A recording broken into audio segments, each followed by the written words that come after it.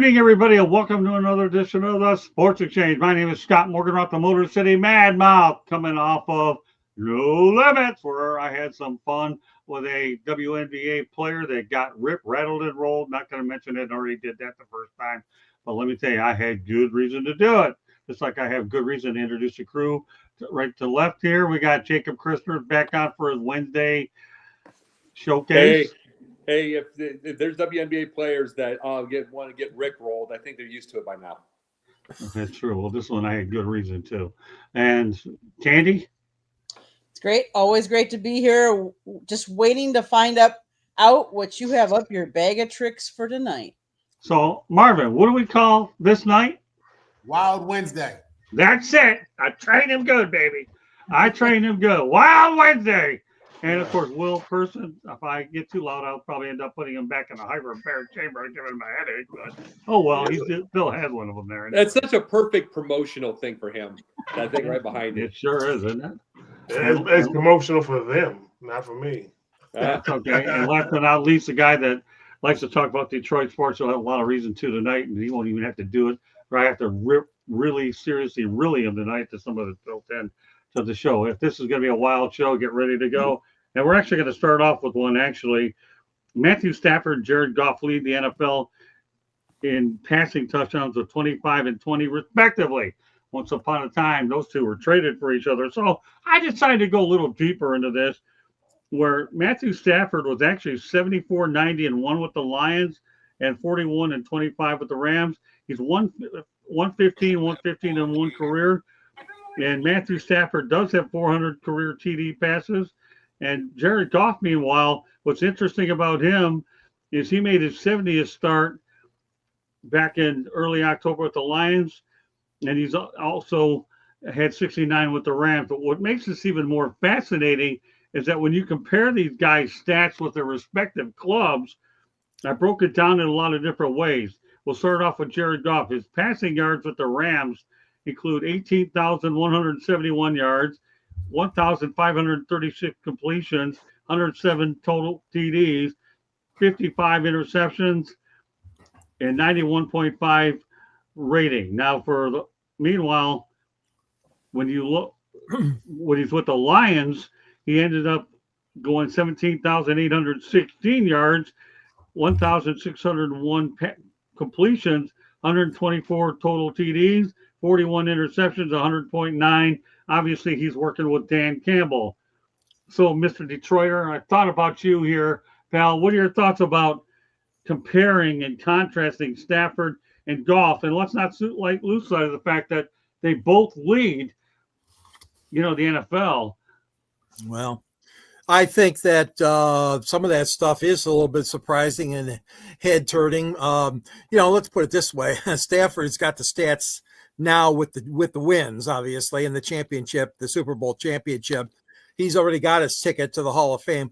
Goff is creating that ticket and doing a great job doing it as well. I think that, basically, as you know, Scott and the panelists, the Lions just did not have it.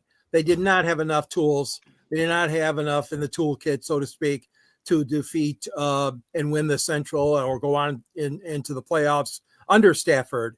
But now things are all changed. And, under Goff, there's a new confidence. And, of course, Dan Campbell, it all starts with him. And, he's got more weapons. Okay, so Matthew had Calvin Johnson. And, basically what it comes down to is that the teams, both of the teams, are much more rounded. They're much more complete offensively. But they're both great quarterbacks, no question about it. No, it's just amazing when you think about it that they were able to switch jobs and both of them reached success. Of course, Detroit's still trying to get to the Super Bowl. Well, obviously you've seen both of them in LA. What's your thoughts? Well, I remember when they first did that trade, they were sending people to Detroit to die. That's the career killer right there. And but I was hoping that he was going to beat the Rams that year. Even though I'm in LA and I go to the games, I was hoping that they were going to win, and he did, and they wound up going a lot further than the Rams did that year.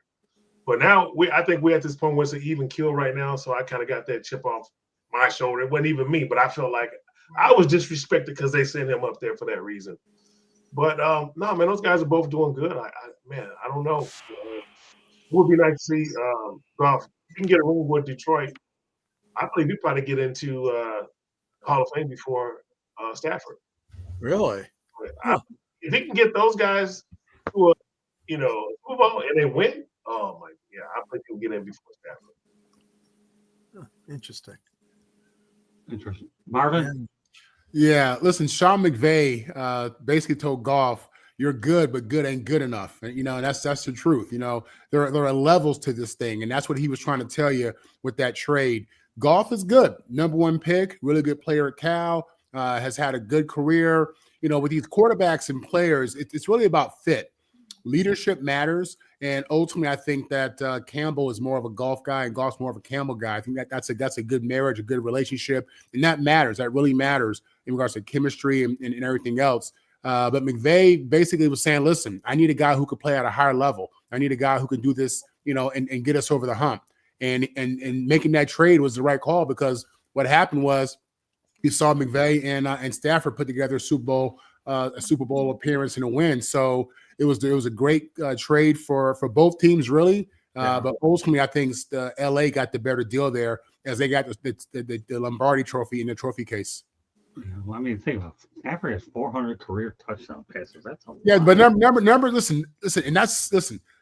Numbers are important. It's a numbers game for sure. As this game has evolved and we've become more of a passing league, you see these numbers go up. Goff's going to have better numbers than Marino. He'll have better numbers than Elway. He'll have better numbers than Fran Tarkenton and the great New York Jet Ken O'Brien. But does that mean he's better than them? I don't think so. Numbers mean a lot, but they don't tell you the whole story. The story starts and ends with championships. Goff has none. Stafford has one, and he might get another one this year. Oh, no, I agree with you. Let's face reality. But I got to say one thing about Goff, though, Marvin. He does have 2 playoff wins for Detroit, which is saying a lot. We really got to think about this. Yeah, but come on. I know where you're going there. They're talking we set the standards high in Detroit. You've got 2 at least of those. I mean, come on. We realize that Stafford's got the Super Bowl win. He'll probably get another one. He's playing at a high level. I mean, I love Matthew Stafford. What are you talking about? I've always loved Matthew Stafford. When I did play fantasy football, which was short-lived, I made sure I had him on my team, because I'd say I was rooting for him no matter what. I might as well take him on fantasy football. Shows you what I know about anyways. But yeah, no, I'm with you. I mean, you're talking about Dan Marino. You're talking about Fran Tarkenton. Hey, listen, I know Fran Tarkenton's cousin, Chip Tarkenton's a very good friend of mine. I'm telling you, this is pretty good stuff. All right, Candy. A quarterback is as good as his offensive line, his relationship with his wide receivers, and the versatility of the offense. So does he have a good running back? Do they have a good running game? Is the offensive line holding for him? Does he move with his legs? Is he fast? Is he accurate? What kind of throw? All of those things matter, but it matters who's on your team, who you're throwing to, who you're playing with, and who's coaching you. And who do you gel with? Like, what quarterback coach are you listening with, and are they mentoring you? What head coach and what plays are they calling? Do they think the same way? Because let's face it, Dan Campbell, he's a gambler. Let's face it, on 4th down, it's not even a gamble, and you're not questioning, is he going for it or not? He's going for it.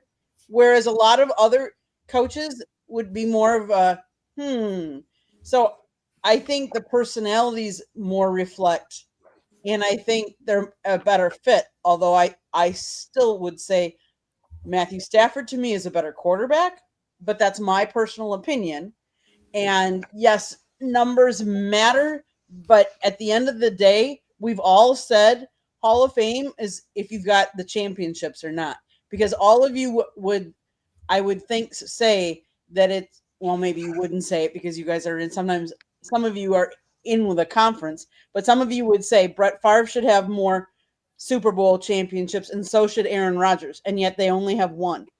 But there are a lot of really good, like we talked about Marino. How many championships does he have?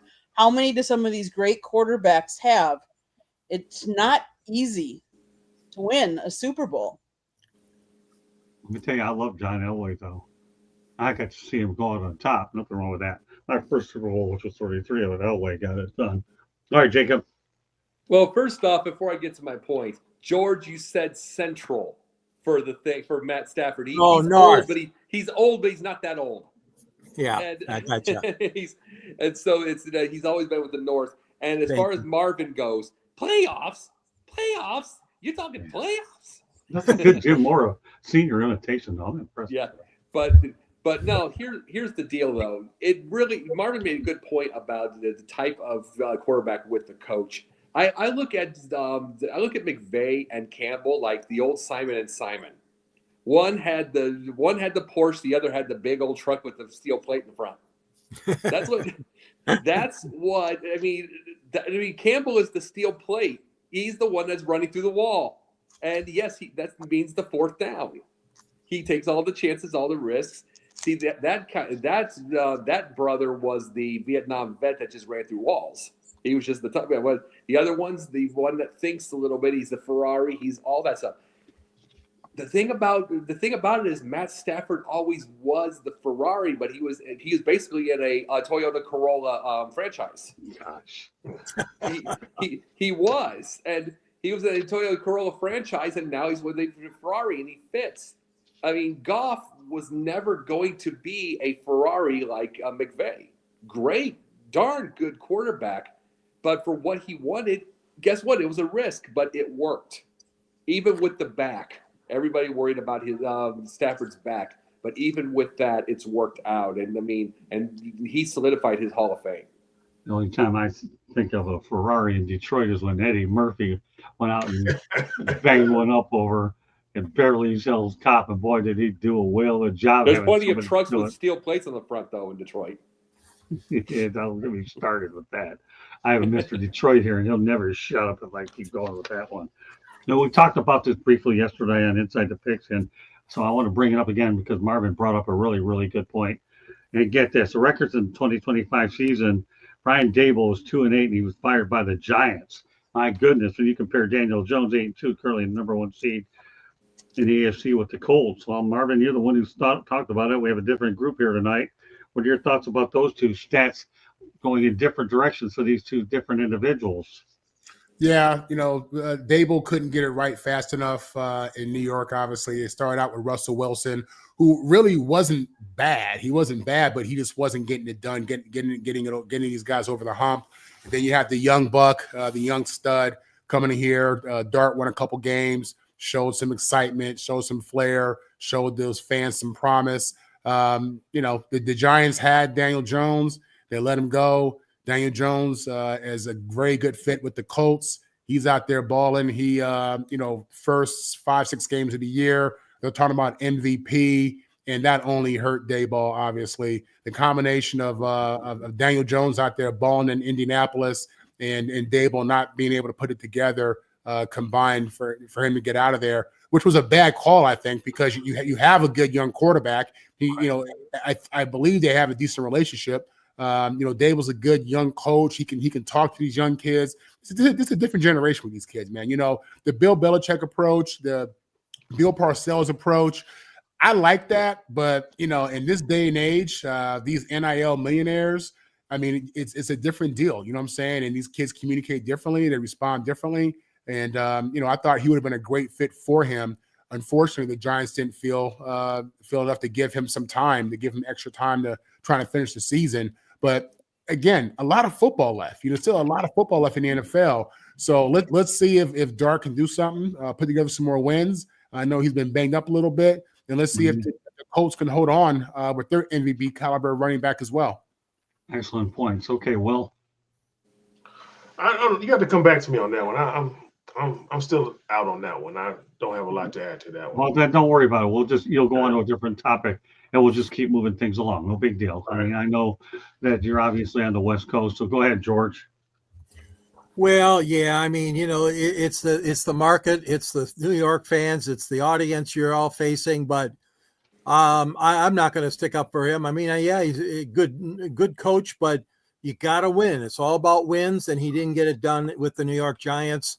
I really think that it's a shame because he does have a lot of great college and pro football experience as a head coach, an assistant coach. but he couldn't stay any longer. He lost his team, as they say. He lost the Giants team, and bye-bye, so long. He's the second coach gone now this year. Candy.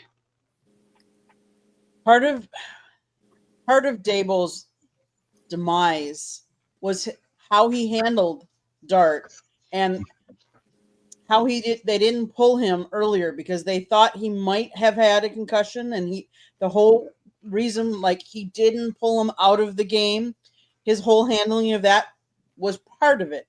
Granted, their record is not where New York media wants it or New York fans want it, and that makes a difference too. Lately, we have seen them pulling the plug earlier. They have a short leash when coaches aren't getting it done, or when the team isn't getting it done. Who's the first that they're going to pull? They're most of them are going to fire the coach first, because what are they going to? They're going to fire the quarterback?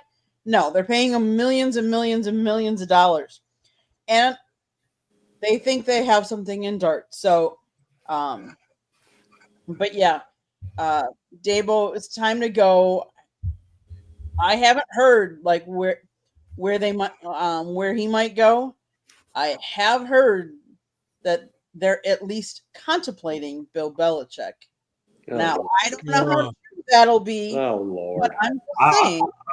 Well, we'll leave that for another show, Candy.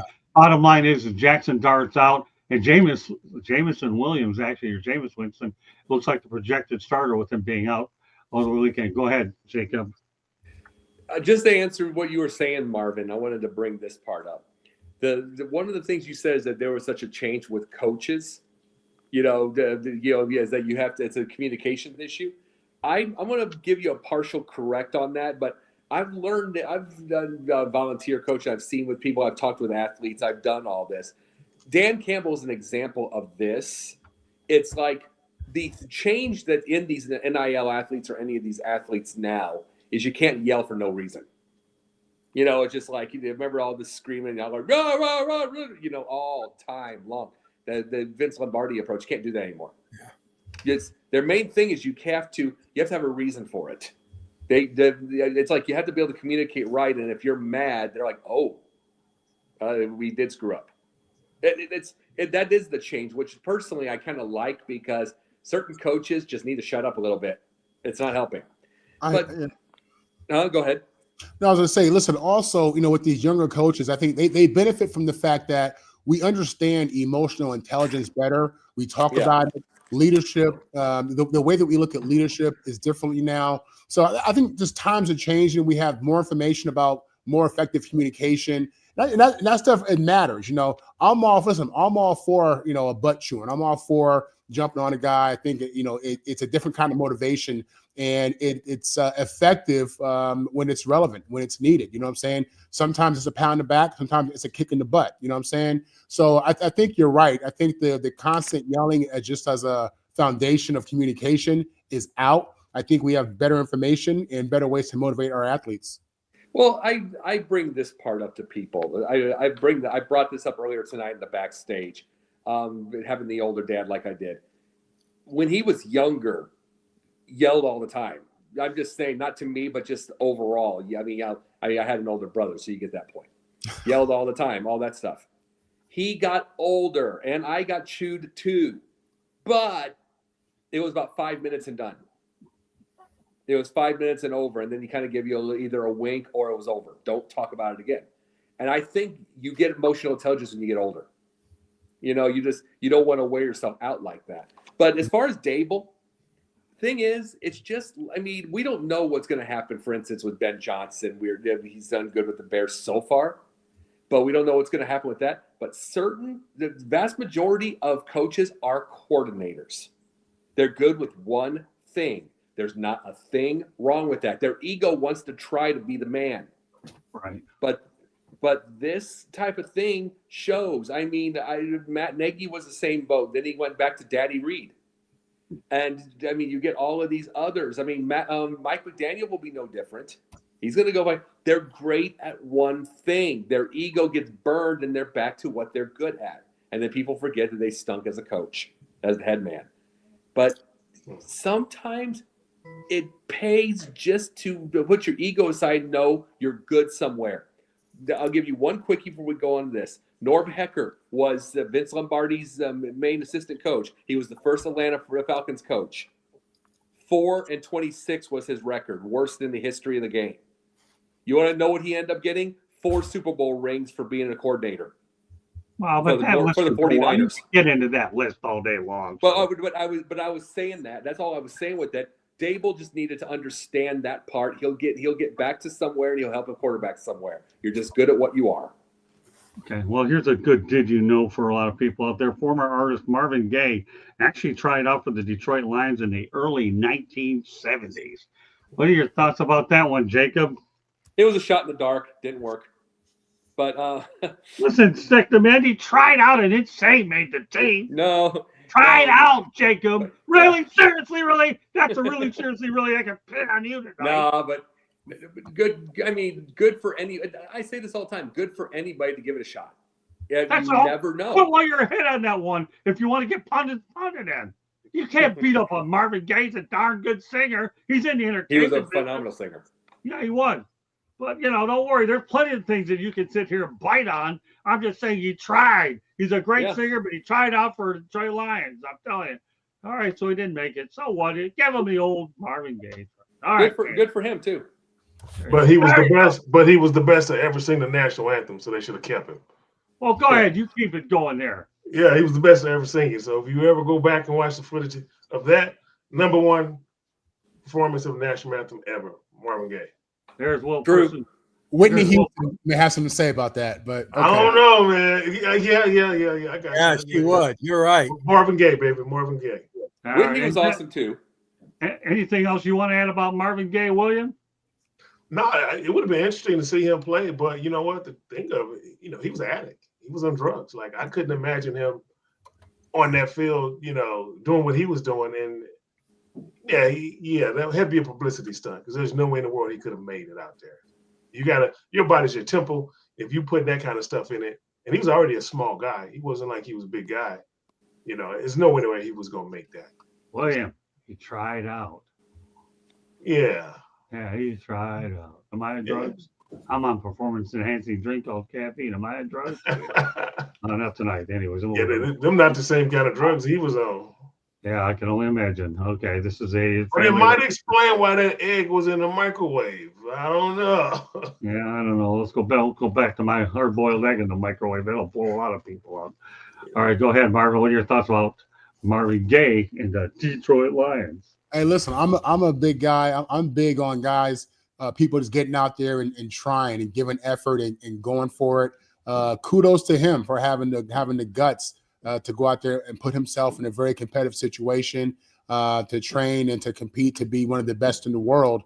Obviously, he didn't make the team, but the fact that he got off his butt to go out there and do that, you have a lot of people watching football on Sundays who have a lot to say about these athletes. You know what I'm saying? Armchair quarterbacks, guys who couldn't even make the varsity team, who yelling at the guys on the field. So listen, the fact that he was such a dynamic singer, so talented, and he had enough talent to at least go out there and try out for the pros. What a special guy! What a special guy, special talent. I still think about the day he was killed. I was young. My mom was crying. And that image of her crying over Marvin Gaye has stuck with me forever. So when I hear his name, I recall my mom just crying, was brokenhearted over the loss of such a legend. Wow, crying over the loss of a legend, but at least you got to hear him with the Detroit Lions. And by the way, I always like to say one thing about the Detroit Lions. They won a championship on my birthday, December 29th, 1957. And the only thing is I was born 5 years later. Go figure. All right, Mama Paul. Please cry at that one because a lot of people have been crying in Detroit since 1957. So, all right, George. Well, I was. And I don't mean that in a sarcastic way, Marvin. No, I'm just trying to add a little bit of light to it. Oh, we understand. I mean? We understand. Yeah. And that is great that he gave that a run. He gave it a tryout. A very gifted individual, as you guys talked about. And that you're right about that national anthem. My goodness, at the NBA All-Star, I think it was back in '83. And, of course, one of Detroit's favorites here in Motown. And, unfortunately, a very sad ending. But like you said, Scott, and others, it's a sign of his determination and his athleticism. Trying out for the Lions, trying out for any team is not easy, but especially when I get into the NFL. But yeah, he tried, gave it his best shot, and his music stands by itself as one of the great artists of all time, Marvin Gaye. Okay, Candy. Marvin Gaye had quite the upbringing. It actually came out that he was actually beaten as a young kid. He started singing at the age of 4 in church, and his dad played the piano and accompanied him. He actually left high school to go join the Air Force. He's a great singer. I think it's cool that he tried out, for the Lions. Whether he honestly thought he could do really well, I mean, you don't know until you try, right? And you got to give him credit for at least trying. Yeah. So I give him a lot of credit. I think he wanted to escape, and he was trying to find an avenue that he could escape from, or to. And music obviously was his forte, though. I can say this though with it is the fact that he was at a time, I will bet anything, and I don't know, you can correct me, I would bet he would go for like wide receiver or something because of his physique at the time. But something, the thing that I say with this is, and I'm just bringing this part up, it's the fact that he came at a perfect time in that thing. Because there was such different physiques in NFL in those times, in football. I was like, you remember all that kind of stuff like that? You could have nice long arms. There was Harold Carmichael, 6'8". I mean, you don't see that anymore. It's like anybody can be able to go in. They can be a little bit skinnier, a little bit everything. It wasn't the big shredded physiques in those days. So anybody could have really gone out and tried if they were an athlete. All right, let's continue. Can I add one more thing? Sorry, Scott. In 1970, Marvin Gaye tried out for the Detroit Lions after friends and fellow Lions player Mel Farr and Lem Barney helped arrange a meeting with Coach Joe Schmidt. There you go. Really? There you go. That's interesting. I like that. It is. Lem Barney and Joe Schmidt. Too bad Mel Farr Jr. isn't on the show. We might have to bring it up to him, though, Marvin, when we bring him up next week. We'll have to see about that. Remind me, Marvin. Be my right-hand man reminded me for bringing that one up. All right. Well, you know what? I have a topic that's ideal for Candy. Oh, do I put a lot of thought behind this one. Let me tell you, when we say a Wild Wild Wednesday, this really takes it to a new level. So we're going to have 3 non-sports topics tonight, and this is one of them. This is a doozy, okay? Now, Chicago is Candyland. Some of the biggest candy brands in the world call Chicago home. So I'm going to give everybody a list of these things. Oh, I'm going to get hungry, but that's all right, Candy. I don't think about you, especially at times like this. Ferraro from Italy to the world. You got Mars, the global snack giant with sweet Chicago roots. You got Ferrara, the first Italian sweet store in Chicago. You have the Tootsie Roll Industries, a company that produces 64 million Tootsie Rolls a day. They're led by Ellen Reuben Gordon, one of the first women to actually be at the helm of a company traded on the New York Stock Exchange. Okay, then we have Frango Mints, Garrett Popcorn, Modelo's International, Global Snack Innovated Harib's, headquartered in Rosemont, Illinois, the creator of Golden Bears gummy candies, Beastables. That's how interesting this topic is, and one of America's fastest growing startups. All right, Candy, I thought about you. What are your thoughts about the fact that you're popular in Chicago? Chicago has been the candy capital of the world since the late 1800s. So yes, kind of cool. I mean, to have all those different famous, popular, classic candies have roots in Chicago. Makes sense. Let's face it. It's Wrigley Field for right? It's Wrigley Field for the Wrigley gum, the double mix. Yeah.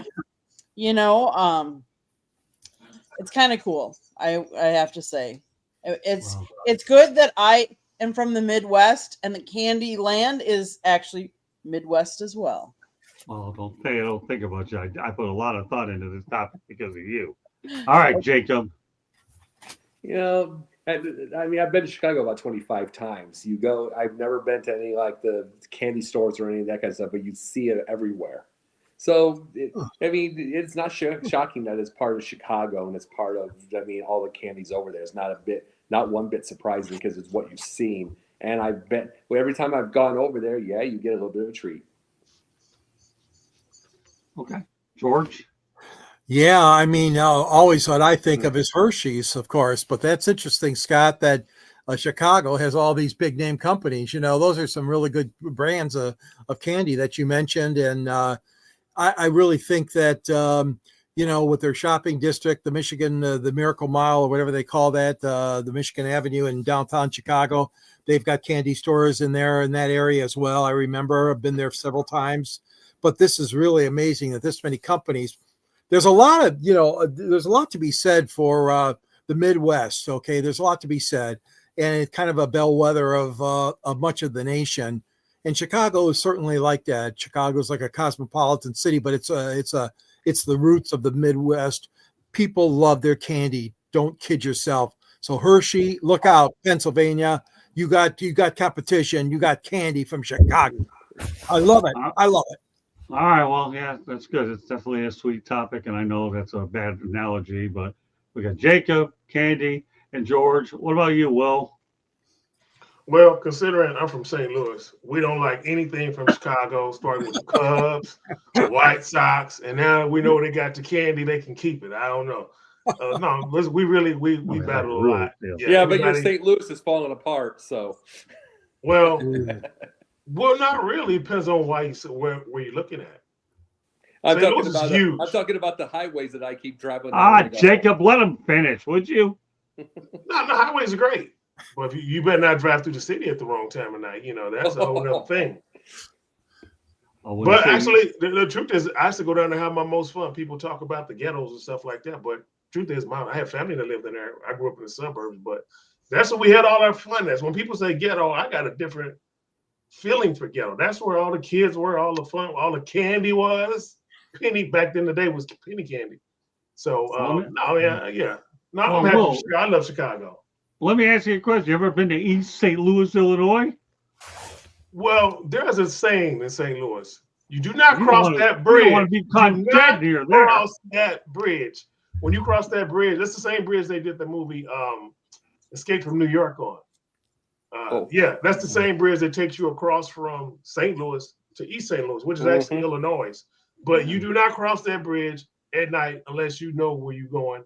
Like that's where all the strip club, the Hustler Club, and all that stuff is over there. But Ben crossed that bridge 3 to 4 times. No, you do not. You're correct. No, I know. I cross it to go fishing. And I don't cross through the little areas. You just certain areas you stay out of. That's just, no, I know about that. I was just asking you a question. I'll have to move on there. I definitely know about that area.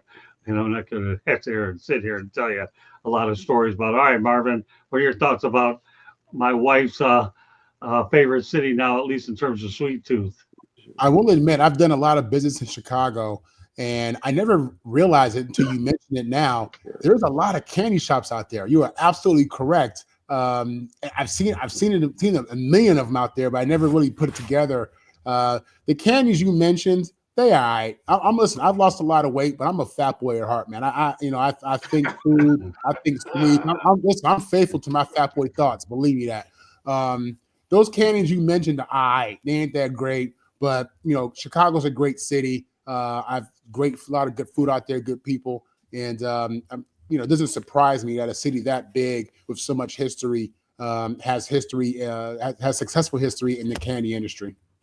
Oh, that's why I mentioned Wild Wednesday. You already figured that out. You already mastered Wild Wednesday. I told you, you never know what comes out here. So if you have diabetes, stay away from it. If you have it anyways, I'd still have it. I don't even care.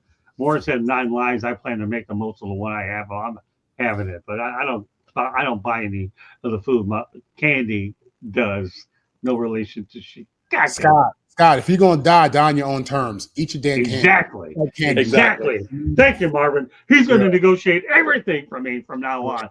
And when Candy doesn't do it, I love Marvin. He don't forget it. You know what we're going to do? We're going to burn through all the non-sports topics tonight. I don't care. And then we'll get to the sports one because I got some doozies tonight. All right. Non-sports topic number 2. New York and Paris route has been canceled because of low demand. This drop in demand is due to President Trump policies and negative feelings toward the U.S. As a result, Air Canada, WestJet, and Iceland's play airlines have all cut many of their U.S. flights, with play focusing on European holiday destinations instead. President Trump, they don't want to fly here. Okay, and New York and Paris, well, they're going to Europe. Marvin, take over from there, please. Man, listen, if I didn't have if I was not a U.S. citizen and I lived overseas and I watched some of these the news channels and the media, I'd be terrified to come over here and God forbid something happens and they don't let you on the plane. Trump ain't, whether you like him or not, he ain't playing around. He ain't playing around. You know, hey, you got a problem in St. Louis? Don't worry, Will. He gonna send the National Guard out there. He gonna straighten y'all out. You know what I'm saying? He gonna make y'all out there. But no, it doesn't surprise me. It makes sense. I mean, right now it's a bad narrative for him. Regardless of how you feel about him, the media is not a friend of Donald Trump. And if I lived anywhere outside the U.S., I probably would not want to come here. Okay, well, it's a fair statement. I'm not the president. All I'm doing is putting the information out there. All I am is just a message giver. So I am. See, I eat it big boy because I'm a big boy, right, George? You see this shirt? I got this all the way out in by the airport. So I got to make sure I haven't had one in a long time. And when I get back to Detroit, who knows if there'll be any left. But I'm telling you, it's no big deal. I mean, it is what it is. I report the news and the sports. And like I said, New York Paris is canceled because of low demand. All right, Will. Well, the truth is, if people are smart right now, you don't want to get on the plane and go anywhere near the United States right now anyway. We got planes dropping out of the skies. All of the tower people are, not showing up and quitting. And I've been canceling trips myself. I'm not flying anywhere. I'll drive, but I'm not flying. So it's a good time to not fly right now because you're probably going to save your own life. So I have that thing called a Honda Odyssey, and you know what people call it? My condo on wheels, and I call it the Bolt Roaster. All right, George. Well, I mean, there's a lot of stuff going on right now. There's animosity for the tariffs and animosity for some of his positions as president. But I think these countries are forgetting one thing is Americans love to spend money, and the Americans will come and visit your nation and they will spend money. So if you're going to take this approach and say, the hell with you, USA, I'm not coming to see you. I think it's very narrow-minded. I really do. And I hope it gets rectified because, you can't just say, I'm not doing it because of this or that. I mean, there's within reason, but these people are being unreasonable, and U.S. has supported so many of these countries for so many centuries in troops and weaponry and food and medicine. I mean, come on. I just don't see it. Okay, Candy. The one thing that we all haven't talked about is how the cost of everything has gone up so much. Yes, George, part of it's tariffs, part of it's whatever, cost of living. People don't have the same can't afford the same things that they used to be able to afford.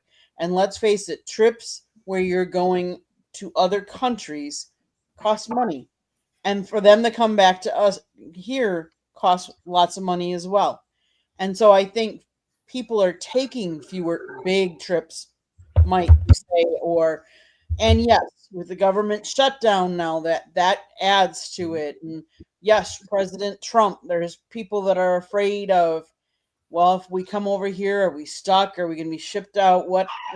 How are we going to be treated? How do people look at us? Let's face it. When we played, and this is just an example, when we played Four Nations and we played versus Canada, how people booed our national anthem. How does that make us feel? How does that make other people feel? We're not and I would say more so since COVID, we're not necessarily a nice nation. We're not always happy and nice to people that are different than us. And so I think that makes a big difference as well.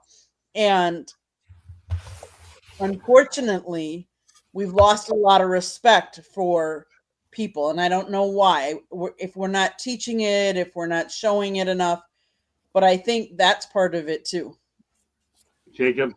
Well, Candy, one big thing you got to realize during the Four Nations Cup, I mean, they booed the national anthem on one side. I was expecting a kind of like 1991 when they booed the anthem, and Chicago came back with the most insane, the loudness you ever saw in your life. I was expecting the same thing. That was not the case. So people aren't thrilled with their own anthem these days. It's a different world in 34 years. But here, the big thing to realize also is you're dealing with a leader, and this is whether anybody likes him or not. I'm just giving a real fact. Whether you like anybody likes him or not, you looked at Washington D.C. on Sunday, gigantic amount of boos. You go over to Alabama or Florida, that place is giving him a standing ovation 6 ways from loose. It's like for every France or every England who detest him, you get a Poland or a Hungary that really love the guy. It's like all that guy cares. See, you're not going to affect him by those things, some of that, because all the guy cares about, this is where his ego goes and all that stuff. It's like he is literally a 50-50 guy as far as what people think of him. All he's looking for is the 50.1. And the 50.1 is exactly how he got into office twice. Not really, but you give him a point. It's like he's just looking for the 0.1 that goes on his side. As long as he has that 0.1, he can take the booze all day. He can take all the criminal stuff all day. It's when he gets angry, when the angriest happens, and it flummoxes him, is if he loses the quote-unquote 0.1. Okay. All right, interesting comments. I got one more comment if you don't mind. Sure. Something Candy said just gave me a flashback. Like when we race in World Cup, that's why all the Olympic athletes, we have like 14 races every year leading up to the World Championships or Olympics. But every time there was a snowball fight, right? It's America against one country. They say, it's America versus all the Olympic teams throwing snowballs at us now. And that, when she said that, I was like, wow, yeah. I remember it got to the point too. I remember my last couple of years right after 9/11, we had Secret Service around us a lot, which we didn't know who these people were, but they're Secret Service. But when I got ready to leave the venues, anything that had American flag on, I would take it off and put it in my duffel bag. I was trying to not bring that extra attention on myself. But yeah. But when you said that, Ken, it just flashback. Wow, thank you for that. Thank you. Mm-hmm. Yeah. Well, the bottom line is guess what? Paris and New York just don't mix at the moment. All right, one more non-sports topic I want to get to, but this time we're going to the feet, okay? Skechers is one of the most profitable shoe brands in the world. It started as a small distributor, which with no original products. Today, it brings in over $8 billion in annual revenue, and I am a good customer. All you need to do is look in my bedroom. I don't have a pair of sneakers anymore. If I do, they're buried in the closet. I got Skechers, and all I have to do is show you my credit card bills to verify, but they are good shoes, and I'll be having a series on these Skechers, but I thought I'd hit the biggest kahuna today with the staff. Marvin, what are your thoughts about Skechers? I've never worn Skechers in my life. I'm not a big shoe guy. I'm not, I've had one pair of Jordans my whole life. I'm not a fashion dude like that. I dress good enough, for the event I'm going to. But Skechers, I couldn't do that, man. That's like wearing Ikes, you know what I'm saying? Not Nike. I'm being honest with you, I wouldn't even do that. You know what I mean? Like if I was older, I know they have like those slip on, you don't have to bend over, whatever. I get that. I completely get that. You know what I'm saying? So the technology they have that they offer, I'm all for the technology. But like I said, I'm just an all black Nike guy, literally. Hey, listen, what was the store that they had in Chicago? I used to go there. They had two. I'm trying to remember which one it was. Oh gosh, I'm drawing a blank. I used to go there all the time when I go to Chicago. I used to go to Chicago all the time covering the Lions. George knows that. I traveled with the Lions all the time and hung out with them at social. Great time back then. Didn't know about the candy stuff, but I'll tell you, I had a lot of nice dates out in Chicago on Michigan Avenue. I won't go any further than that. And I had some good. Wear your Skechers, man. Wear your Skechers. Probably live your life. Don't listen to no young buck like me deter you, man. You do what you do, Scott. Do what you do. I ain't worry about that. I have to because my legs are all messed up anyway. Then again, everything is. But Marvin, you're a great guy. I'm telling you, it is what it is. This guy's a superstar anyway. That's why he has all his million shows on our network because he deserves every last one of them. All right, so now that I went off here, all right. So who's commented on Skechers? Raise your hand. Who has I got one. I got a story. Go ahead. Go ahead. Say it. Man, it's the best Skechers story ever. When I first left Team USA, I moved to LA. So I was hanging out with one of my friends. We were always in this place in Beverly Hills, Cannon Boulevard, like all the private clubs are there. And so we had a group of people with us all the time. And one lady, she always wanted to ask me out. And I didn't want to go out with her. I wasn't really attracted to her like that. But she told me, she said, hey, let's go to the movies, but you have to be a gentleman.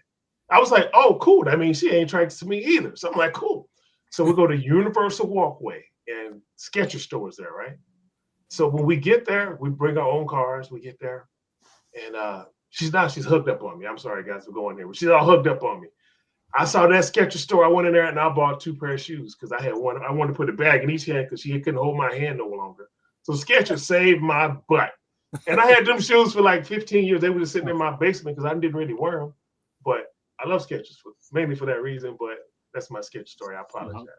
I apologize. That's so Wild Wednesday's all about. Yeah, it's Wild Wednesday. Well, tell the real story. Yeah. Wild Wednesday. Tell the real That's story. Wild Wednesday. Well, have you figured it out yet? It's not like bought- our first show where we got to get serious and talk about CT. Now we're talking about Wild Wednesday where anything goes.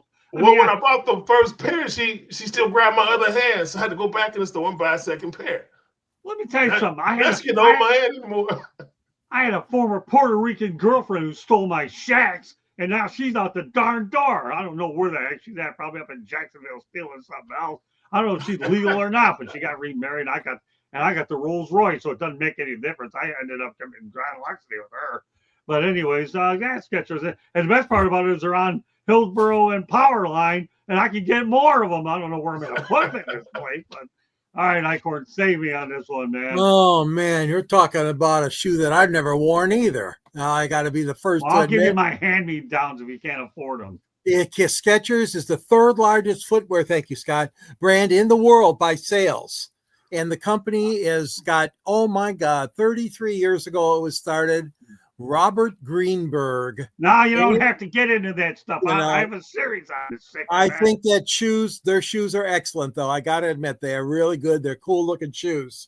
All right, good enough. Quit while you're ahead. I have a series on this one, like I did with Nolan Ryan and Ichiro Suzuki. Go ahead, Candy. You wear them. They're pretty good, right? You go to your day job, talk about it. You gonna let me get a word in, or you want to just say it all? No, for you can have it now. So for years, I have had a job where I'm on my feet most of the day. And for years, my feet or legs have bothered me. We went into a Skechers store. I had never worn a pair of Skechers before we went into the store. I would say it's about 2 years now when they moved down here into the location that they're in now.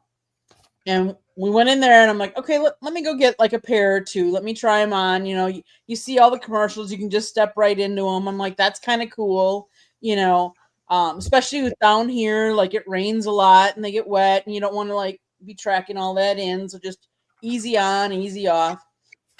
And I will tell you, I have not had any of the pain I had before when I wear these all day long, every day of the week.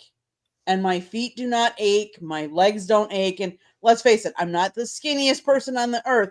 So it's not like I lost weight or anything like that.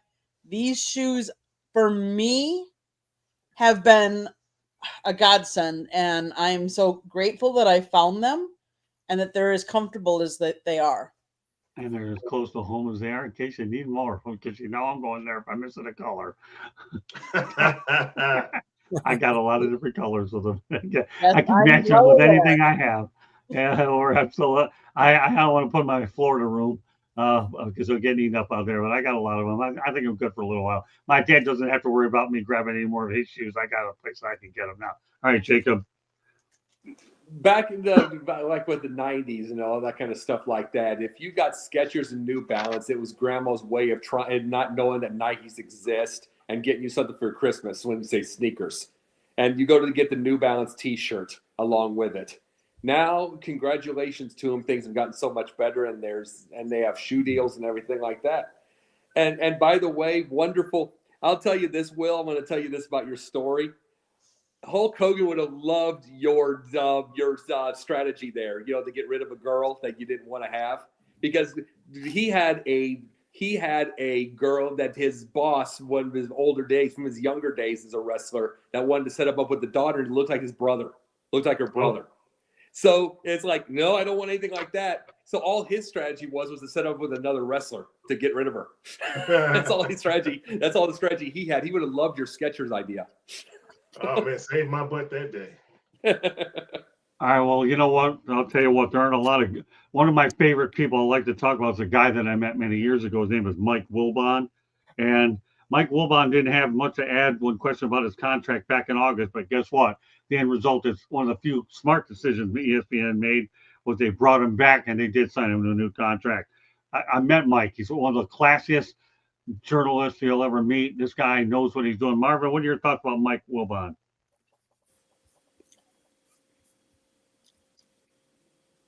Can you hear me?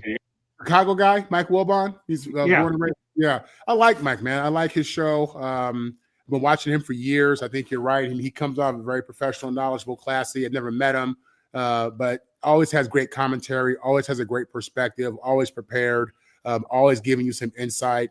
And I mean, he absolutely is one of the bright faces of ESPN, and I'm happy that they kept him as well.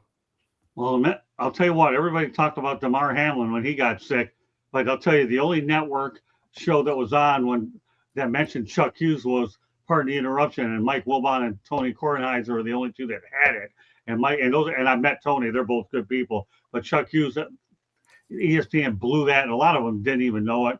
And I could sit here and get into my rants about Herman Edwards, who should have known it. But Mike Wilbon and Tony Kornheiser got that right. Go ahead, George. Yeah, Mike Wilbon, I got to echo those sentiments that Marvin said. This guy's a class act. I've enjoyed his commentary on ESPN, and you know, he was a great and still is a great writer. You know, and Scott and I always stress the journalism part, as you know, with our careers dating back so many years. To be a good writer, you got to have common sense. You got to be a good sports writer and columnist and a good interviewer. And I think Mike checks all those boxes. I'm very proud of him. I know he was born and raised in Chicago. I know Mitch Albom speaks very fondly of him too here in Detroit. And yeah, I like Wilbon, ESPN. Smart move. You got to keep him there, man. One of the few guys is worth anything over there, Candy. Yeah. Well, he began working at the Washington Post back in 1980 after summer internships at the newspaper. He has covered college sports, Major League Baseball, National Football League, National Basketball Association. He has covered 10 summer and winter Olympic Games, every Super Bowl since 1987, nearly every Final Four since 1982, and each year's NBA Finals since 1987. So what a career. Like all of those. And then he contributed to, I know one of the shows that we used to watch, Scott, the Sports Reporters. Right. He was on that show and some other ones. I like listening to him. I think he's very knowledgeable and he's very good. Jacob? If there is something that I can say about Michael Wilbon, it's the fact that he's the last of the journalists. Last. It's just like awesome to listen to. He and Kornheiser, really legitimate journalists.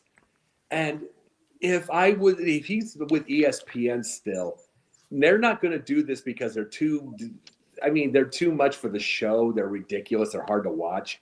But if I got a call and say I'm running ESPN tomorrow, the first thing I'm absolutely going to do is put him under a specific contract to mentor every personality that gets in there for journalism, to get this right, to get more journalists on that network, because it's annoying to watch the way that they do things. There's a reason that one of the highest rated sports centers in recent memory in the last couple of months was Rich Eisen's comeback.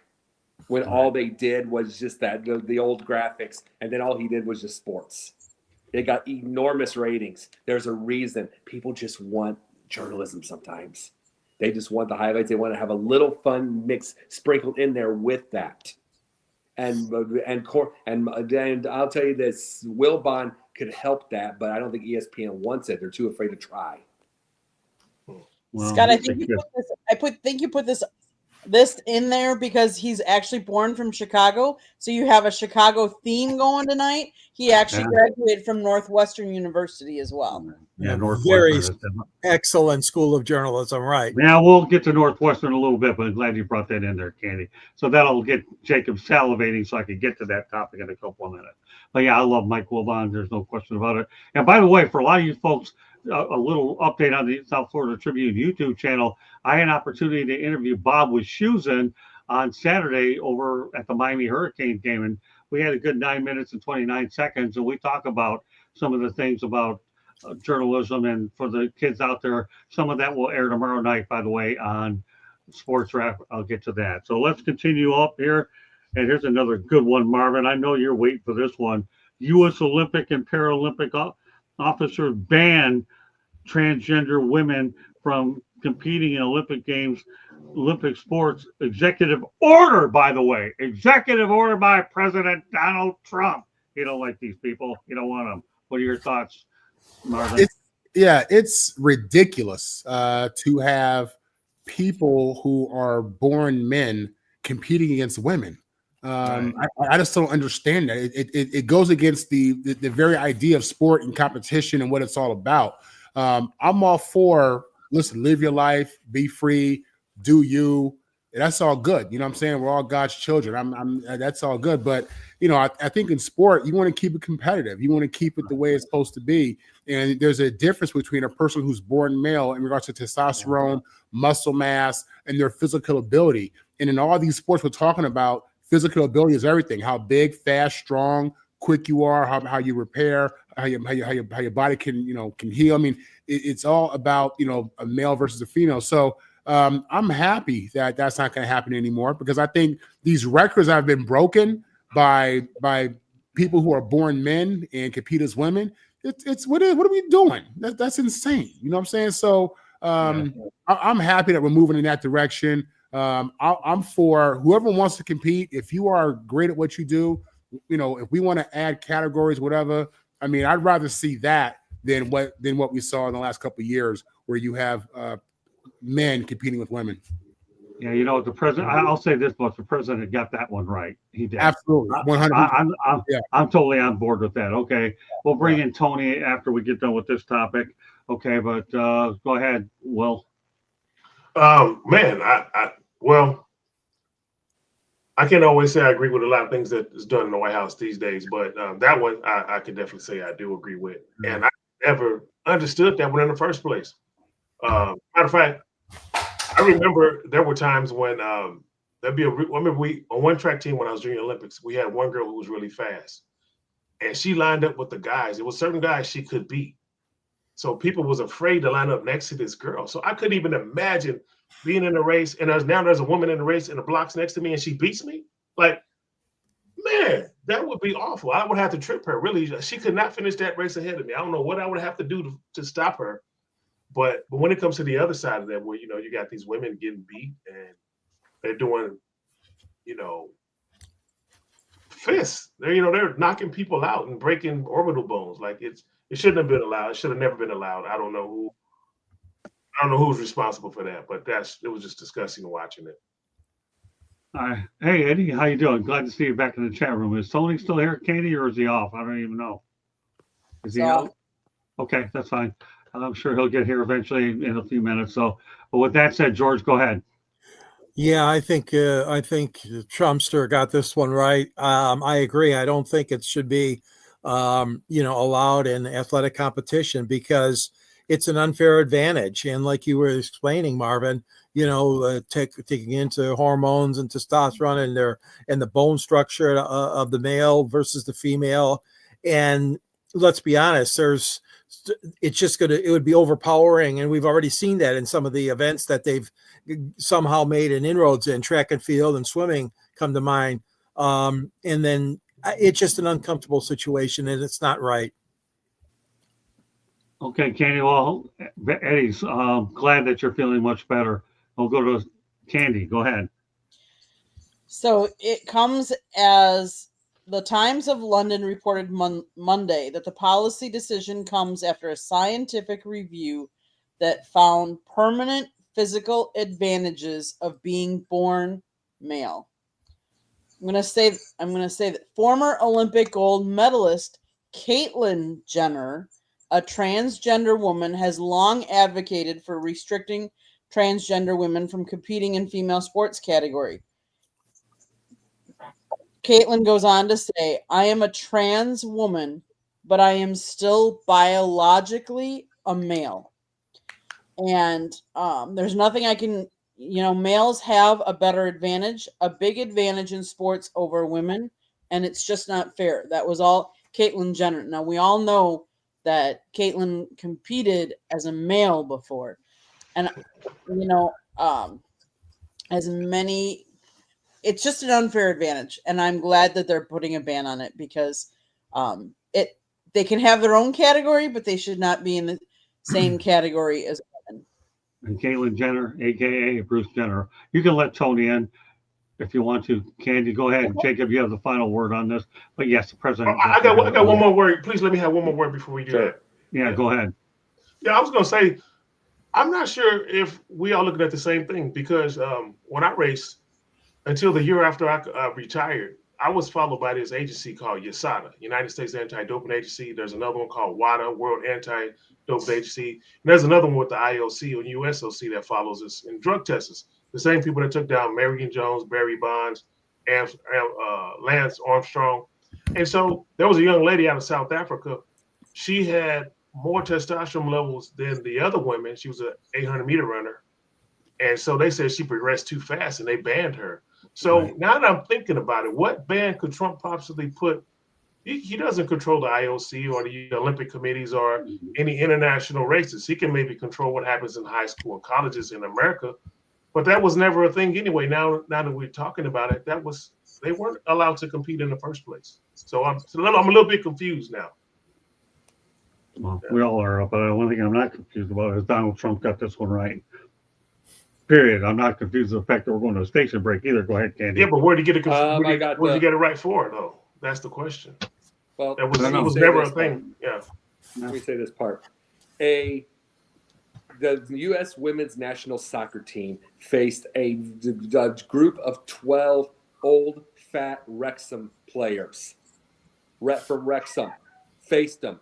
Lost 12-0. The only reason it wasn't 25 is because the goalie stood on her head.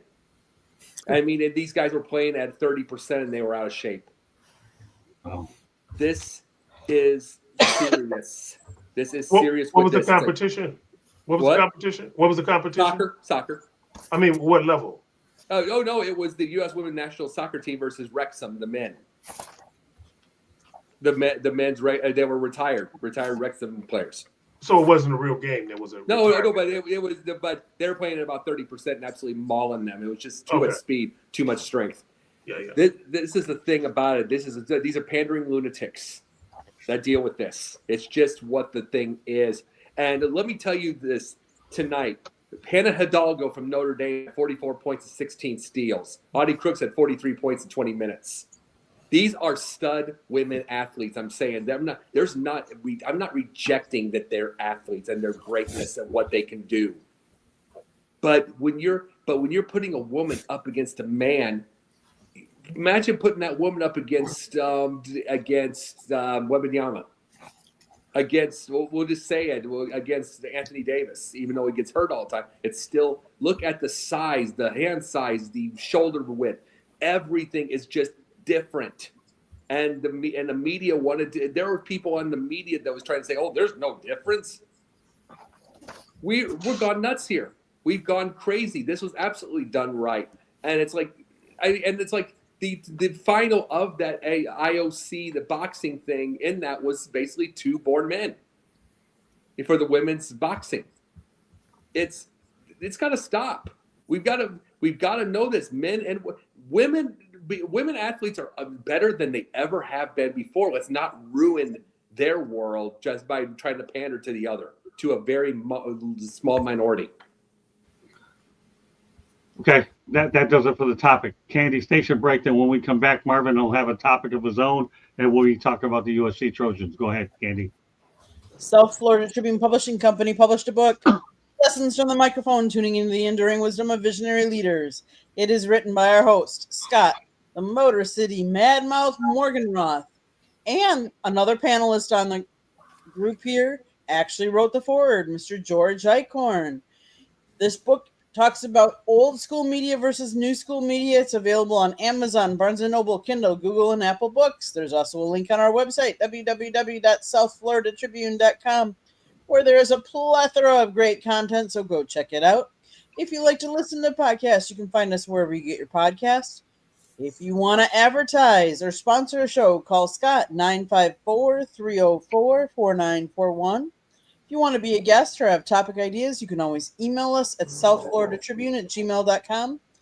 But most importantly, if you see that subscribe button, that means you haven't subscribed to us yet. I don't know what you're waiting for, but just do it now. Click it, like it, share us, and then tell all your friends and family and share it with them and turn on the notifications so you're notified anytime we go live. Back to you, Scott.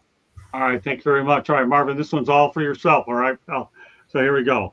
USC's recruiting class under Lincoln Riley, get this, in 2026 is ranked nationally number 1. Let me go over some of the things how everything is gauged. And it's actually broken down into California commits and national rank. Okay, Marvin? So I'm going to go over everything very detailed. In 2025, California commits, we had 7. The national rank is 13.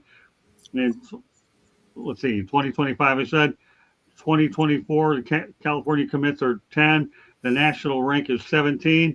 2023, the California commits are 12. National rank is 8th. 2022, the California commits are 4. And the national rank is 6. According to 24/7 Sports. Marvin, there's a reason why this team has improved. It looks like Lincoln Riley's got it right. They are a top-tier team. Who wouldn't want to play in the Coliseum and play under Lincoln Riley? This guy's doing a masterful job, and it's showing with these recruiting numbers. Take it from there, Marvin. Listen, when Lincoln Riley came to USC, he said this was going to be the mecca of college football. They were talking about winning multiple national championships in his opening press conference, and I loved it. A big part of that for him would have to be locking down California recruits. You've seen Alabama and Oklahoma and Texas and Florida take LA recruits, California recruits for the last 15 years. They've been killing California, getting California kids. And Lincoln and his staff, led by Jen Cohen, our athletic director, who has done a phenomenal job at USC, and Chad Bowen, our GM, they made it a point to really go after California kids. We got elite talent coming into that 26 class. We also have some of the best players across the nation now. We have the best player out of Georgia, best player out of New Jersey, defensive end. We have a tackle out of IMG Academy, the number 1 left tackle in the class. We have a quarterback coming out of Illinois. We have a corner out of Illinois. But of the 35 guys that we have committed to this class, easily 20 of them are going to be from California. And Lincoln being able to nail down the best talent in California, specifically with the big men. That's where USC has really been hurting at, getting back to the offensive line, getting back to the defensive line. We got big guys. We got big guys who are ranked really high locally and nationally. And when you put together all that talent, we absolutely have the number 1 class in the nation for 2026. And again, we have some gems on the outside of California, but Lincoln has done a phenomenal job of locking down California, specifically Southern California. You see him at St. John Bosco. You see him at Mater Dei. These are premier high schools in the country. You see these guys playing on ESPN. Nowadays the high school kids play a college schedule. They travel. They go coast to coast. That's just what they do now. And St. John Bosco and Mater Dei are 2 of the premier schools. These guys compete for national championships. and some of their best players are going to USC, and that's a credit to Lincoln Riley and his staff and their commitment to bringing USC football back. So when you see USC, who right now we're on track to make the playoffs. Making the playoffs is not the standard, but it's a big come up based upon what we've been doing the last couple of years. So when you see, the class coming together, the team coming together, we're winning some games. We have new facilities up there. If you look at the Michigan game, we had 100 recruits. We had 100 local recruits at the Michigan game. There's a real commitment to getting that talent at home, and it's showing up. Guys are signing. In less than a month, we're going to have the official signing day, and you'll see.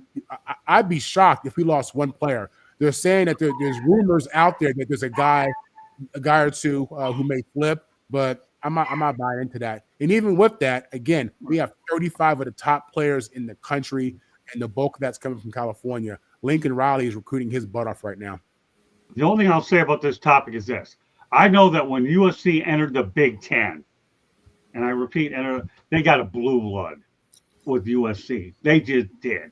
And I'll tell you what, you can talk about the SEC adding all these schools, fine and dandy, and they're all well and good, but nobody's going to sit here and look me right in the face that Oklahoma and Texas are anything like USC in terms of what they're going to do to the Big Ten.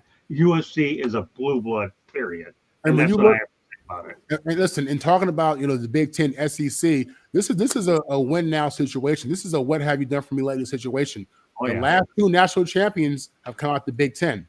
It is what it is. So we're seeing a shift. I mean, the SEC didn't. I was gonna say the SEC, wasn't dominant. It was Nick Saban. But you gotta give some love to LSU. Obviously, they've with Ed Ogeron, they had a hell of a team in I think 2019.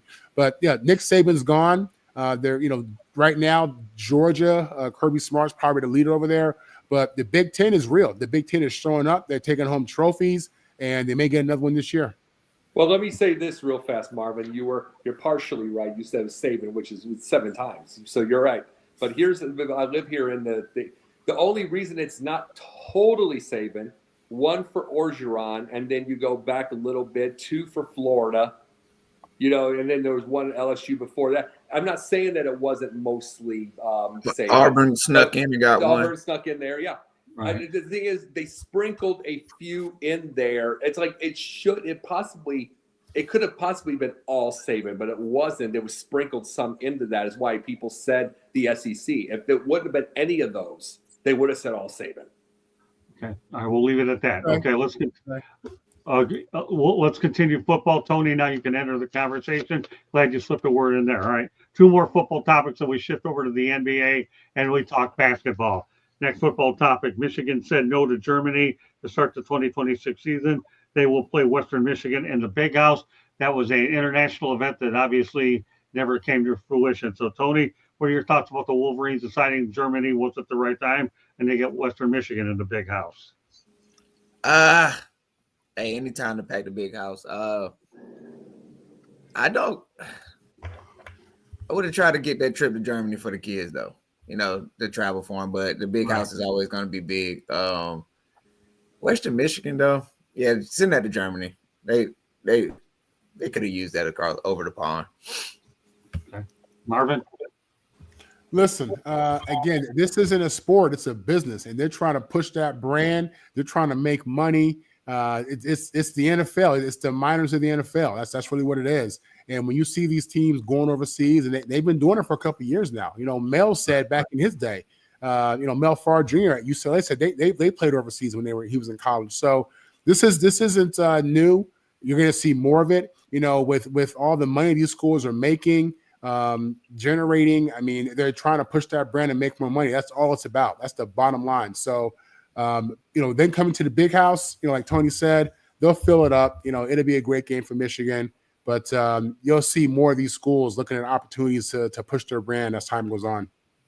Well, yeah, I'm a little bit confused on the matter, to be honest, because they got rid of the NFL Europe. So if they got rid of NFL Europe and they put all that money into that, and it was a feeder system for the NFL, Why are they going back with This college this now? has nothing to do with it. This is about a college game that was scheduled overseas. Yeah. That Michigan said no. This has nothing to do with NFL Europe. No, it's not. It's nothing to do with that. But if they already started, NFL Europe. I'll tell you a little bit about NFL Europe now that you brought it up. NFL Europe. I remember when they had it many years ago. It cost the NFL a lot of money to put people and house them over there. It was just too expensive for them to keep it going. So that I'll leave it at that. I don't want. Well, my point is, I don't know why they're still if they shut that down, why are we taking collegiate games over there now? Well, I mean, right now the collegiate teams want to build their brand overseas, and Michigan's arguably one of the biggest brands you can build overseas. You talk about the number one team in the country in terms of wins all time. Michigan's a big brand, and we'll leave it at that. But NFL Europe, you and I could get into conversations about that all day long. I know people that used to work in it. It was NFL lost a lot of money putting them over there. That's why they're making money with these international games now, putting teams over there. It's different to send teams over there and sell out stadiums than to actually house a team, but that's for another time. Okay. I hope that clarifies your question. Well, I just think they're going down the same rabbit hole. It looks like it's to me. I mean, this is a college game. College games do get played get overseas once in a while. They do. Yeah. No, I get that, but I'm just saying I don't really think that it's I don't think it's a good idea. I mean, it's a good idea because you getting the name out there, you getting the students to get some travel stuff. Like I get it, but overall, having games over there, I don't really see the benefit. Okay, that's fine. You're entitled to your opinion. That's what this is an opinion-based show. Candy. Let's face it. The bit we talked last night on Inside the Pigskin about, and last week about the stadium. Michigan has the biggest college stadium there is, 110,000, and we said that they're averaging 104,000 for all of last year, their college games. In Germany, there are two stadiums. One of them holds 74,475, and the other one only holds 75,000. So that's a difference of at least almost 30,000, right? At least. That's a big difference. And how many college? Let's face it, college football games are for your college students and obviously the market. But most of your college students are not going to be able to fly over to Germany for a game like this. Yes, the NFL has done a great job marketing their brand. Does NC2A, are they lacking money? Do they need, I mean, I think they're doing really well as it is. They're now paying their players. We're all talking about it. But I think it's better to stay at home. Let's face it, Scott, we cover the Miami Hurricanes, and we've talked about how the Hurricanes don't play on campus because they don't have an on-campus stadium. So they have to bus all the students just to those games. I can't imagine, how would they take how many kids and students over to Germany to be able to, be in that stadium and go to that game. Okay, great points all the way around. George? Yeah, I don't know all the details behind it. I thought when I first heard about this that Western Michigan, although it's a state rival, they had brought nothing to the table as far as attraction of an opponent for Michigan in the Europe scenery. Maybe it was some other things that were involved here. I do think it is a mistake though, Scott. I think Michigan blew an excellent opportunity. And again, without knowing all the details on it, it could be what you said, Candy, regarding the stadium size, and they'll make so much more by just staying home. But once in a while, you got to sell that product. Jim Harbaugh was beautiful about that. He would take his team to different parts of the world, before the games ever began, obviously during what would you call the springtime. So that being said, I think it's a mistake, Scott. I think U of M should have went ahead with that with Western. Jacob? My opinion, which is probably more fact and thought process than people think, it's show me the money, show me the money, money, money, money. I absolutely believe that a business decision did not get made in there, and they just said no. It's to be able to go over to Germany to do that. And they'd rather go into the big house because, you've had Notre Dame go to Ireland. You've had all of these deals. So to me, it's a bit. Everything has to do with business. It's a business decision. It probably did. The negotiation it probably didn't go right, and is this what it is? Okay, we're gonna go rapid fire for a couple topics. Okay, and this is one of them.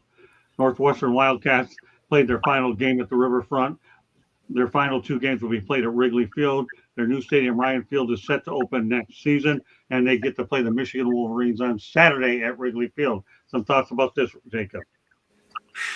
I never understand how they can. That is for everything with the crowd, and the crowd's gotten bigger and everything. The field is still the same, and it's like, it's like you run into the wrong. I mean, you take a touchdown, you go run a little too far, you run right into that wall. I don't know how they can. I mean, they've had many games there. Don't get that wrong. They used to do it in the '60s instead of Soldier Field, so they did it. It's just the way that field is positioned. There's that wall there. There's all. It's like I don't know how they do it, but good for them, George? Yeah, it'll be fun. It'll be a fun time. Wrigley Field, such a historic ballpark, as we know, for Major League Baseball. They've also had some soccer games there before. And, of course, we all know that they've had some football games back there. Back in the day, I think the Bears played there. So it's an interesting opportunity. But the fact of the matter is that's done. And it's mainly being done because, like you said, Scott, they're building that new stadium. They're winding up construction on Ryan Stadium. And it's going to be a fun time, though, it really is. I'm looking forward to watching it. The only thing I'll say is you can't put the Michigan Wolverines at the Riverfront in front of 15,000 people. You can't do it. You got to put them at Wrigley. All right, Candy. We talked that Wrigley Field is an iconic baseball stadium, but I also know that I've talked to you, Scott, on numerous occasions, and you complained how going to County Stadium and seeing a Lions game was horrific. And so sight lines in a baseball stadium are very different for a football game than they are for a baseball game. But again, it's a chance to market it, go someplace different, bigger venue. And obviously they're doing it for a reason because they're in the middle of construction. But I can't imagine seeing a lot of football games from a baseball stadium. Will?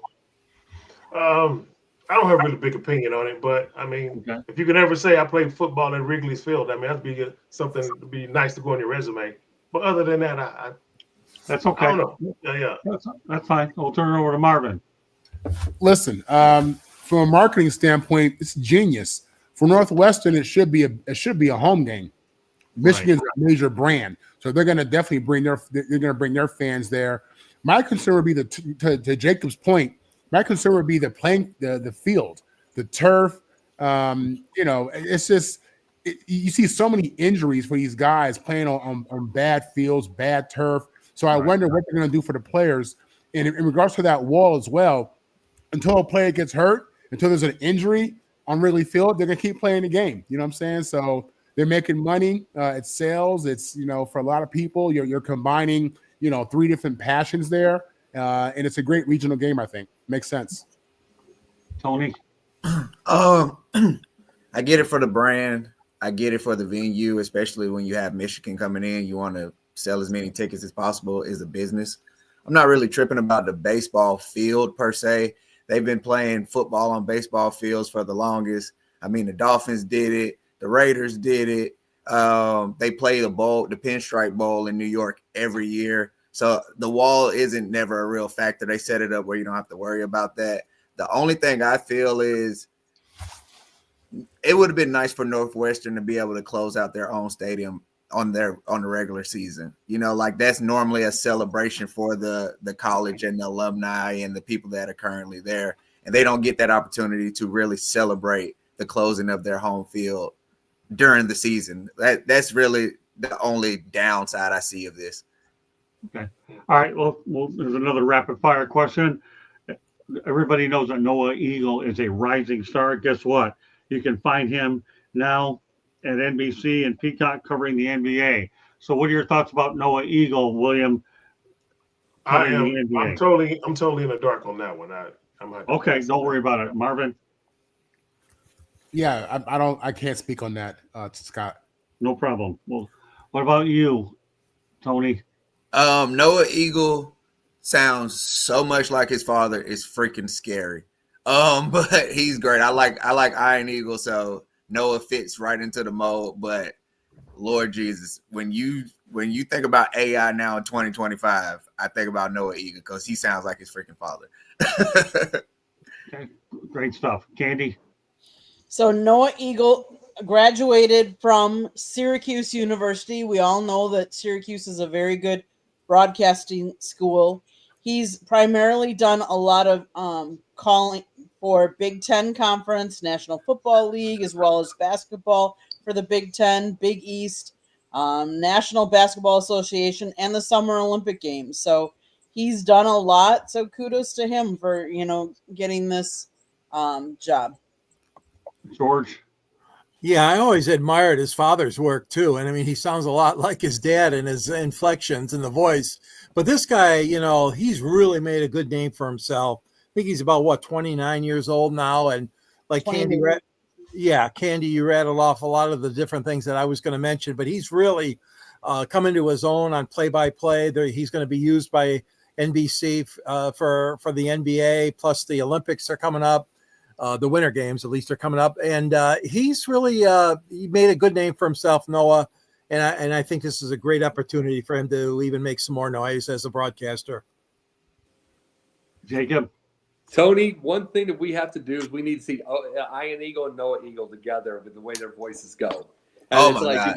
It's gotta be like a tennis match. No, that'd be crazy to hear. And it's like which one's which? Who? It's like, and then someone hits a game winner to you just got to do it.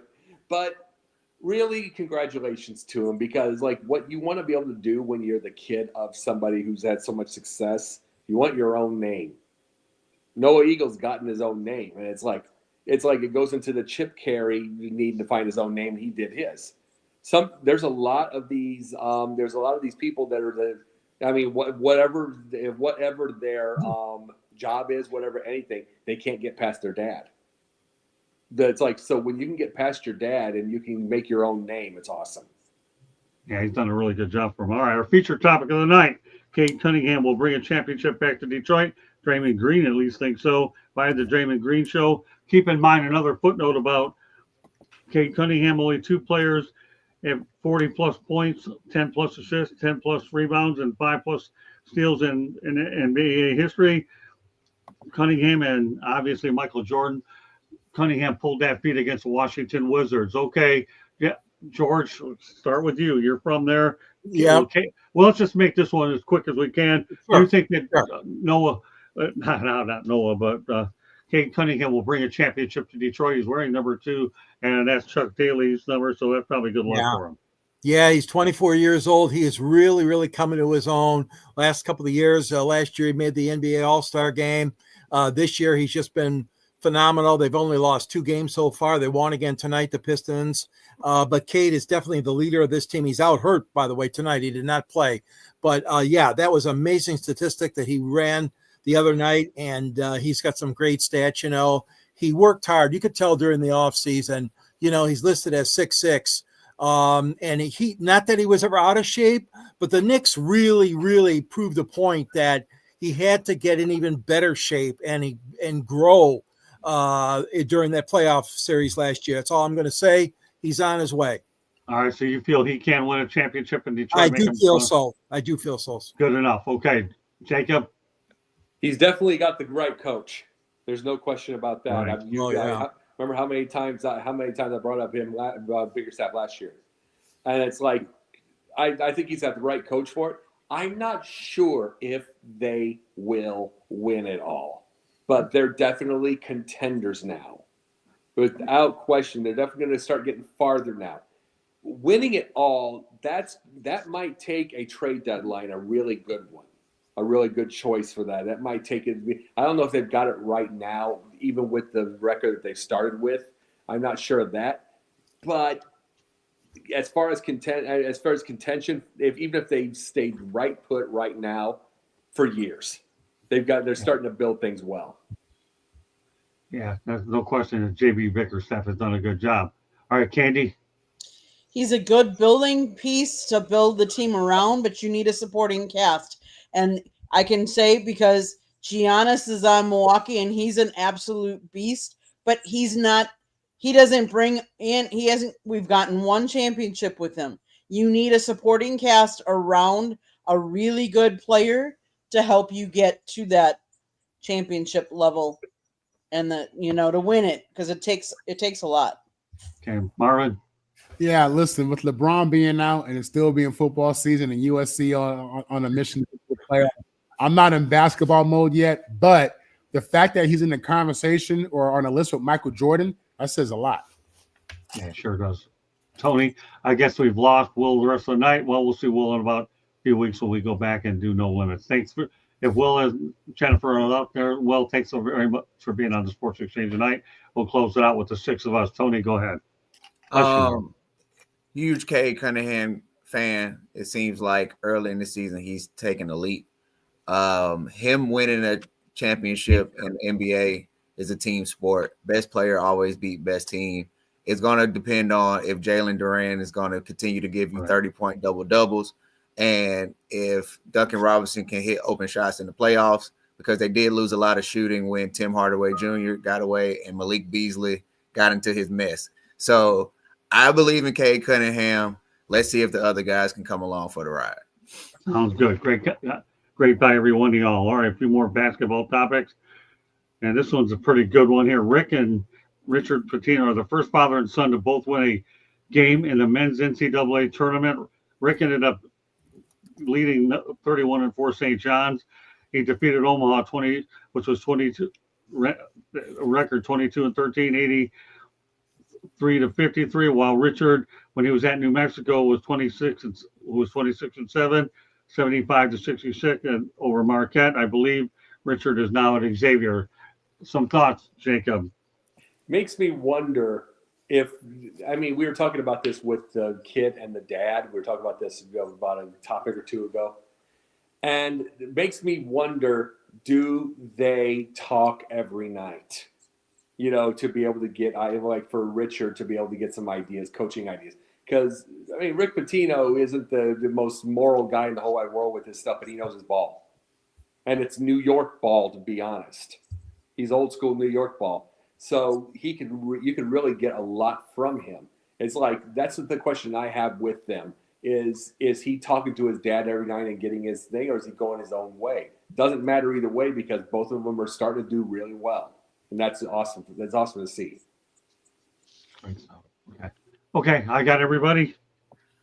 I was just going to say, Scott, that I think it's a chip off the old block. I know that's a cliche, but he's built a very good resume. He was at Minnesota, Richard Pitino, and then, of course, New Mexico.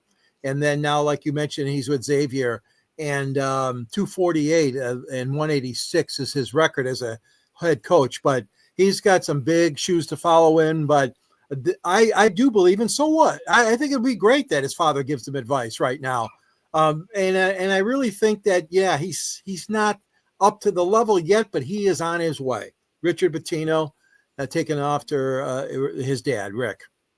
Ken, do you want to add to this? What I would say is I'm kind of surprised that we haven't seen more of this, because let's face it, as a father, you kind of mold and you teach your son. You probably take him to practices, you bring him along, and so the son was exposed to this at such a young age, and it's what he's known. So I'm kind of surprised that we haven't seen more of it, actually. Marvin?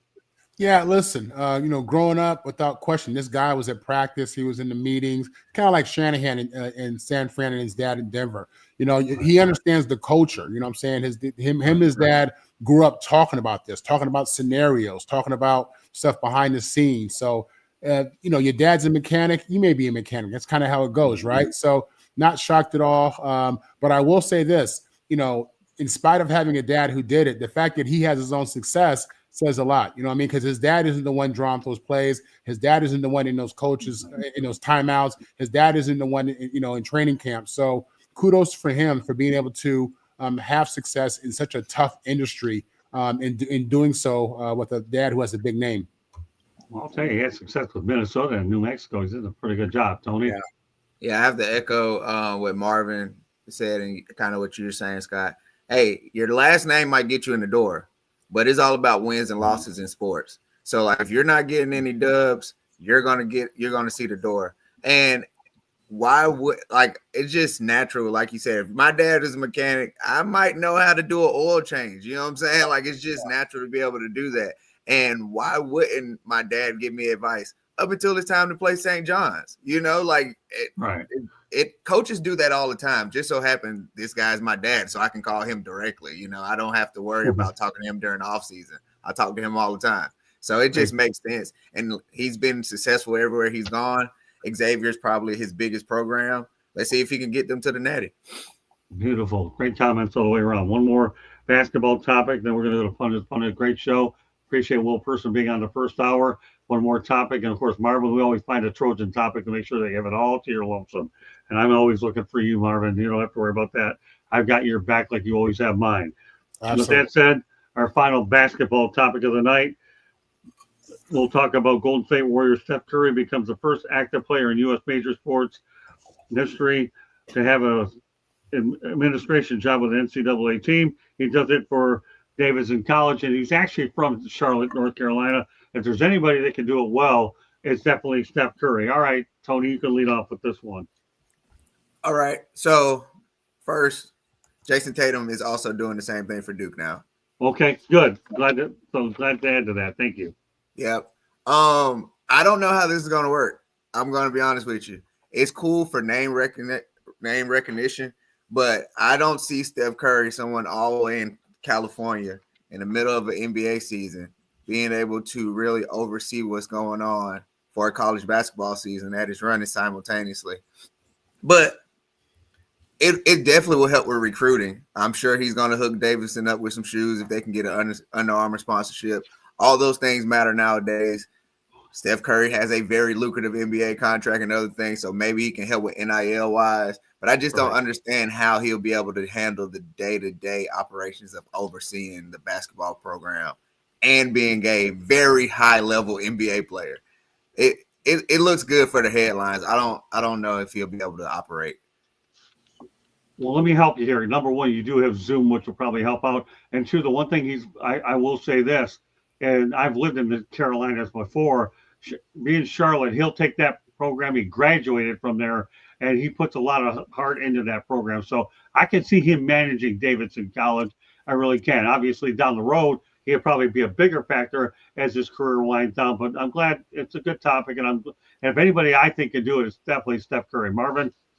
Great move for both, for Steph and for the school. Listen, Steph's a bright guy. You see him, branching out to many different things. And I love to see athletes, doing things outside of their own sport, just having impact, So for Davidson, small school, he's a big name. Marketing, it matters. But this is NIL. This is NIL. Steph Curry can make all the calls he wants to these recruits. If you ain't got that almighty dollar, you ain't getting that player. That's just the bottom line. Exactly. This is business now, baby. So, autographs and FaceTimes, that's cute in the recruiting. But at the end of the day, if they're going to sign that letter of intent, you better have a check waiting for them.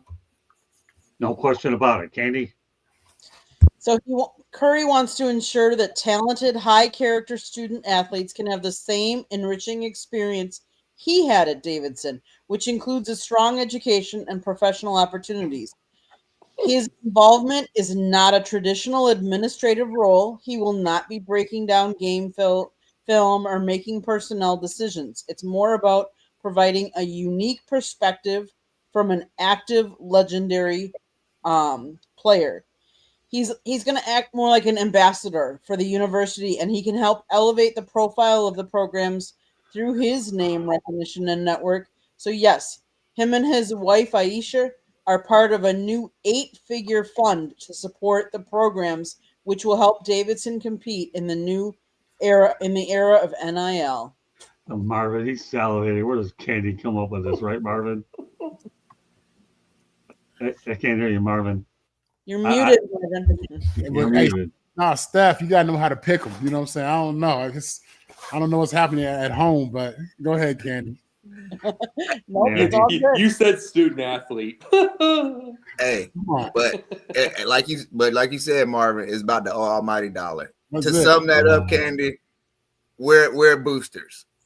Yeah. Like we're just boosters. We're big name boosters. That's all they are, you know. But Yep. that's cool. Nothing wrong with that.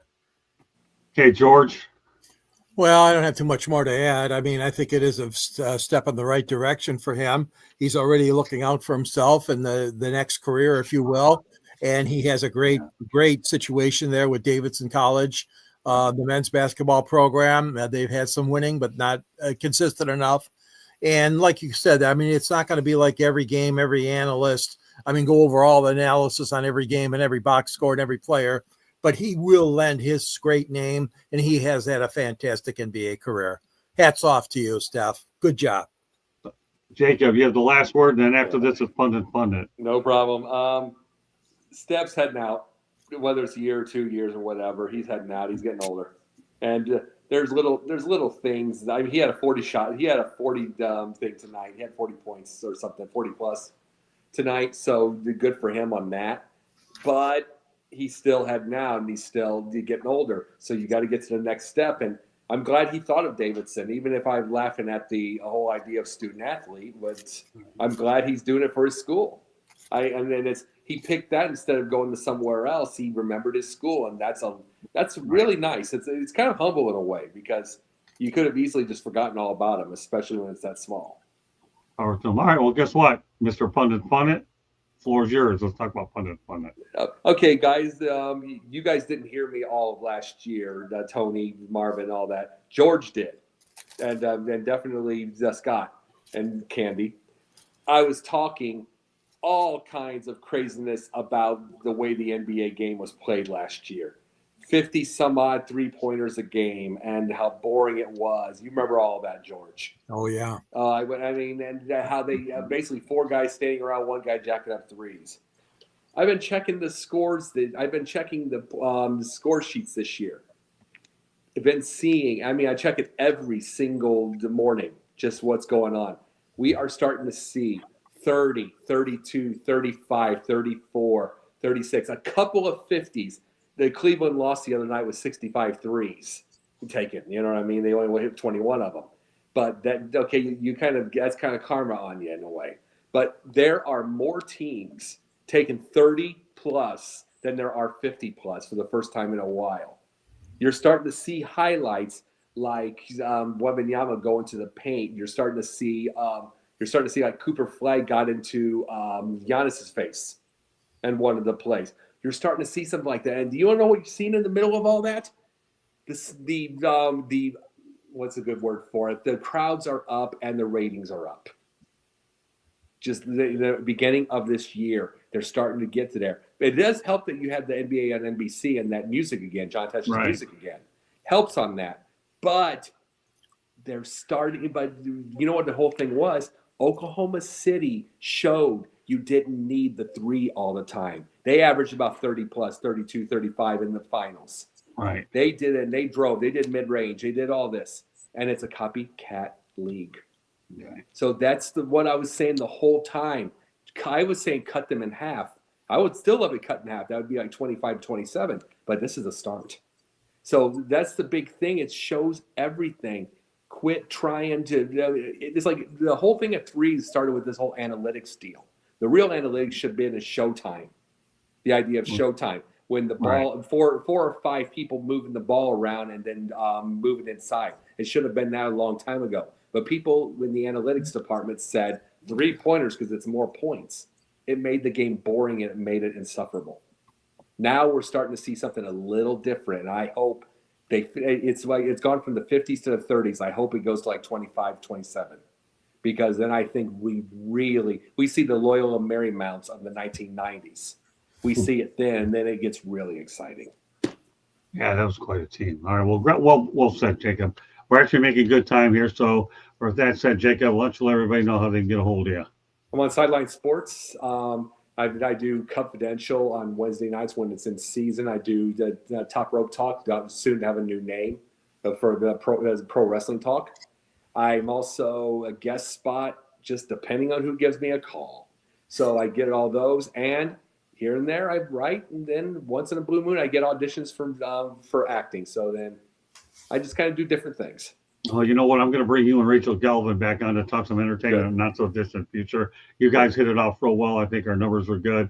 I like to talk entertainment. I'm just trying to free up a little schedule with my crazy college football schedule. Hopefully she liked it too, because I did. Oh, she had a good time. Rachel's one of my favorite people. You and her hit it off well. I just enjoyed watching you both in action. Great stuff. All right, George. Yeah, you can follow me at the South Florida Tribune website under the contributors section. I write for the Downtown Detroit Monitor, and I have a book. It's called Detroit Sports Broadcasters on the Air, which is chronicling about 90 years of sports broadcasting in Detroit. And there's a link at the end of my sports column to Amazon to get that book if you're interested. Reach me at gicorn@yahoo.com, on X or Twitter at SanGSports99. I'm also on LinkedIn a lot and Facebook, etc. Great show tonight, guys. All right, Tony, and you're going to get more airtime. Every time I bring you on, you continue to improve, and we're really happy you're part of the Wednesday Night Sports Exchange for sure. You're a guy that I'm looking forward to working with. I think the crew probably consensus. We'll find out more about your football knowledge as time goes on. I think you probably know enough of it, but basketball we know is certainly your forte. So looking forward to having Tony on week in and week out. Go ahead, Tony. Let everybody know how they can hear about you, and explain a little bit about your podcast. All right, so Talking Game offer more of I like to say a barbershop type feel of how we talk about sports on Talking Game. A weekly show done at 4:00. We're live on YouTube weekly. So make sure y'all give us the comments. We love the comments to keep the conversation going live. It's Talking Game, so you can find it Talking Game on TikTok, Talking Game 1 on Instagram, and Twitter. I mean Twitter as well, Talking Game 1. Love talking sports with you guys. I feel like I'm gaining knowledge the last 2 weeks that I've been on talking to you guys. I'm definitely learning more about USC than I probably ever would. Lucky you. Me too. Lucky me, man. Right? Lucky me. But so yeah, I appreciate you guys for having me on. You're welcome. Ready to come back on next week already, man. Well, you'll be ready. Don't worry. He'll bring you on. Hopefully you get in here a little bit earlier and get some of the football activity because next Wednesday, just, Tom Shanahan will be on next Wednesday night. And when I bring in Shanny, this guy gives you a lot of football. So, Tony, you better be watching a lot of football next week if you're going to fit in. I got the Sunday ticket. I'm ready. Well, you better watch college football. But hold on. You better watch a lot of college football because Shanny knows college too. Just giving you a heads up, man. All right, I got you. I don't want you. This is the Shanny that doesn't score goals. Yeah, right. Good one. That was good. Hey, listen, don't kid yourself. Tommy's one of my favorite people. I met him in North Carolina. He has a book out there as well. All right, Marvin, my man, my right-hand man, one of my co-hosts on the show. And he's not a rising star. He's a star.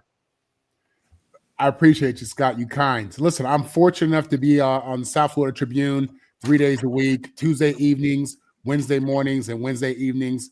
I'm also on Locked On USC on Mondays and Fridays. You can catch me, Marvin on the mic, Twitter, Facebook, Instagram, TikTok. Hey, Katie, why don't you put that GoFundMe page up and let Jennifer and Will know that we put it up at the very end. You'll notify them later. Even though Will wasn't able to go any further, that's fine. We'll put it up for a second and one last station break, and it'll be it. So for all of you that don't know, Will Parsons is trying to raise money because he wants to holistically help people that have brain injuries, CTE, with a hyperbaric chamber. He has one himself personally. He's going to buy some more high-grade ones. He actually wants to help people get there to get the treatment too. So it's not like he's just paying for the treatment. He has a GoFundMe page. It's GoFundMe 93FF9C6E. Again, GoFundMe 93FF9C6E. On top of that, one last quick topic that I'm just going to throw in there. RIP to the United States penny. Today was the last day that the final U.S. penny just rolled off the presses at the Philadelphia Mint, officially marking its retirement. From its first strike in 1793 to today's last Minting, the penny has been part of the everyday life, language, and memory. Now it steps into history, small in value, but enormous in legacy. So RIP to the American penny. With that being said, the South Florida Tribune Publishing Company published a book, Lessons from the Microphone, Tuning into the Enduring Wisdom of Visionary Leaders. It is written by our host, Scott, the Motor City Madmouth Morganroth, along with the foreword written by George Eichhorn. Great job, gentlemen. It talks about media and how it has evolved over Scott's 40 plus years, old school media versus new school media. Get your copy today. It's a great gift idea for anybody that is an aspiring writer, broadcaster, anyone that likes sports, likes stories. Scott did an excellent job. It's available on Amazon, Barnes & Noble, Kindle, Google, and Apple Books. There's also a link on our website, www.southfloridatribune.com, where there is a plethora of great content. So go check us out. If you like to listen to podcasts, you can find us wherever you get your podcasts. If you want to advertise or sponsor a show, you can call Scott, 954-304-4941. And if you want to be a guest or have topic ideas, you can always email us at southfloridatribune@gmail.com. But most importantly, if you see that red subscribe button in that lower right-hand corner, that means you have not yet subscribed to us. What are you waiting for? Just do it. Click it, like us, share us with all your friends and family, anybody that you think would benefit or would like our shows, and then turn on your notifications so you're notified every time we go live. Monday nights, we talk baseball. Tuesday nights, we talk football. Wednesday nights on Sports Exchange, it's Wild Wednesday. Remember, you never know what Scott's got up his bag of tricks. Thursday nights, come on over to the Country Club to my show and fire up. But also on Wednesday nights, we do No Limits, where we talk with Will about CTE and what he's trying to raise money for. Thursday nights, Scott does Sports Rap, which is a hockey show. And you never know when he's going to throw in a Motor City Madmouth show. So definitely check out the website because that's his one-on-one interview. He did a one-on-one interview this past weekend, Saturday before the Hurricanes game with, what was his name again? Bob Wischusen. Bob Wischusen. So go check that out. Go check out our YouTube. We also have, we do press conferences after the game for the Hurricanes. Scott went in and got Fran Brown. He's gotten Alex Golish before. He's got Billy Napier. They're all up on our YouTube channel, so go check it out. And comment and tell us what you like and what you want more of. So email us. And that's a wrap, Scott. Yeah, Jeff Rome was a favorite. Let me send a special set of prayers to my good friend, former Miami Hurricanes championship quarterback, Bernie Kosar. And I'll say this right now. Bernie Kosar and I were texting today. He's currently awaiting a kidney transplant right now. He is. He has an infection. He had to go in for a couple of procedures today to get that cleaned up. So Bernie and I will be talking tomorrow before noon. I'm going to be talking to him, trying to go out there and pick his spirits a little bit. When I met him when I saw him again for the Super Bowl in New Orleans, we spent time exchanging stories because I covered the Canes back in '82 as I am now. And Bernie and I have always been close. And, you know, when I told him I had Alzheimer's, he was definitely one of those individuals was reaching out to me. And then he told me what he's got. I said, man, we're both in tough shape, but I'm saying prayers for you. Gave me a phone number. And he said, if you ever need any support, Scott, let me know. And I said, Bernie, you got mine if you need it. And when I saw his situation on Facebook today, I said, you know, I got to text my buddy Bernie. So I plan to talk to him tomorrow. So I think relationships are very, very important to me. George obviously knows it. Candy knows it. Tony's getting to figure it out, Jacob. And more importantly, Marvin Powell III is too. And he's feeling like, I'll do anything in the world if you do right by me. And I got news for you. I'm proud of the family that I have surrounding the network and everybody that's associated with us. Marvin isn't a rising star. He is a star. Eichhorn, well, you know how I feel about you, Candy and Tony. You're on the way up, brother. Just stay with us, okay? So that's 1 second. Yeah. Can I just one thing? Saturdays, 1:00, 2 Raw for SmackDown, my WWE podcast with my friend Adrian Rainey, who has that Rainy Day podcast down in South Florida as well. That's all. There you go. Well, that's okay. Glad you're here to plug what you do, and that's what we do. So that does it for this edition of the Sports Exchange. On behalf of Will Person, who had to leave a little bit earlier, I know he's busy, Jacob Christner, George Eichhorn, Candy Ebling, and Tony, and Marvin Powell III. My name is Scott Morgan, North Motor City Manmouth. Thank you for joining us. We will see you next Wednesday, next Wild Wednesday. I'll have a lot more things to throw out there as well. Have a great week. I look forward to everybody out there, and this audience is unbelievable. And Candy Fraser for your contributions in the chat room. And one of these days, we're going to get you back on Professor and the People as we start doing these shows again as time goes on. So take care, everybody. Have a great week. See you next Wednesday night. Bye now.